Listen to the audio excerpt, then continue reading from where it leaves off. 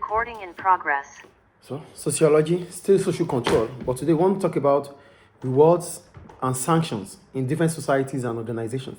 So we start with the meaning of rewards. When you talk about rewards, it's a positive sanction so that someone is praised or is better off. So it's a positive praise, like, oh, this person has done something. You are rewarding somebody based on the fact that he has done well within the society or in a setup. So that is a positive sanction. Yes. Then what is sanction itself? Sanctions, these are ways of rewarding or punishing acceptable or unacceptable behavior. So sanctions are ways of rewarding or punishing people based on the fact that they have done something that is unacceptable. Rewarding and punishing. Or punishing. Oh, punishing. It's a reward, but most of the time we use it for negative reward.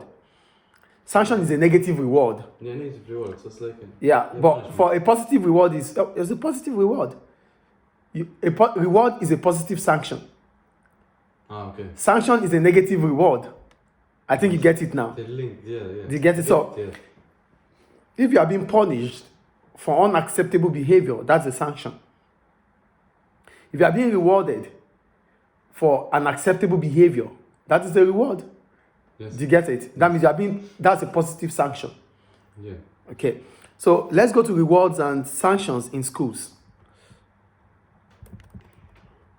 So here I wrote, schools usually display their rules on notice boards and will have a policy on rewards and sanctions. So the emphasis are on reward, that schools find they get a better response by enforcing positive behavior than punishing negative behavior. For schools, they have to display their rules, their regulations on notice boards so that all students will see. Yeah. So as soon as this is done, it means there's need for conformity. It means for you to accept those behavior. Yes, conformity. So yeah. So why do they come up with this social control? They come up with this social control to reinstate social order. Social order is the way in which the schools are being run in a stable manner. So if the school has to be stable, then they need to put on social control. So social control will bring about social order. And for social order to occur in a school, there needs to be rewards and sanctions in the school. Rewards and sanctions. In the school. Do you get it? Mm-hmm. So the emphasis are on rewards. Most of the time we talk about, mostly schools make emphasis on the reward. And what type of reward are we talking about here? They could give star of the week, they could give achievement certificates, they could give a positive verbal praise For grades. in the assembly. The student passing exams, they could make a positive letter or note to the parents. Yes. These are what we call positive sanctions or positive rewards. I think it's clear. Yes. Then we have the sanctions for negative behavior in the school. This includes looks of disapproval. Sometimes in the class, when the student does something wrong in the class, or maybe it's nothing they do that is wrong for me in the class than making noise, causing interference in the classroom. For me, sometimes when the student causes interference, the way I look at them, I give them a look of disapproval. So it's a sanction. Yes. Like I look at you a way that you understand that you've done something wrong. That's a negative sanction. Yes. Another way is verbal comments by teachers. Oh, why are you doing that? That is not an acceptable behavior. That's a verbal comment. Mm-hmm. Negative comments on written work. Poor, fear. Do you understand? Negative comments on written work. Making students sit or work alone. Sometimes I just say, okay, you stand there, you do your job alone. So that's another negative sanction.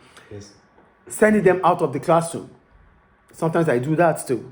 Because I feel, for functionalists, they said the society needs to function. So if the society needs to function, everybody within the society, everybody within that school must function. So the work of the prison is to take people out, not because of not because of personal interest or personal grudge, but for them to be able to understand the importance of being in the society. That's why you are taking them out. So when you take them out, it's not because you hate them, but because you want them to realize the importance of being in that class. So I take students out of the class, but I don't take them out of the classroom because I hate them. It's because I want them to understand. I want them to realize the importance of being in the classroom. Because if they continue to disturb the class, then the motive of the class will not be achieved. The goals of the class will not be achieved. Because the rest want to listen, but you are not allowing them to listen. You are causing interference. Yes. So you need to take them out to be able to realize why it is important to be in. Yes. Keeping them at break time, or after school detention. You don't let them go for break time. You don't let them go for break.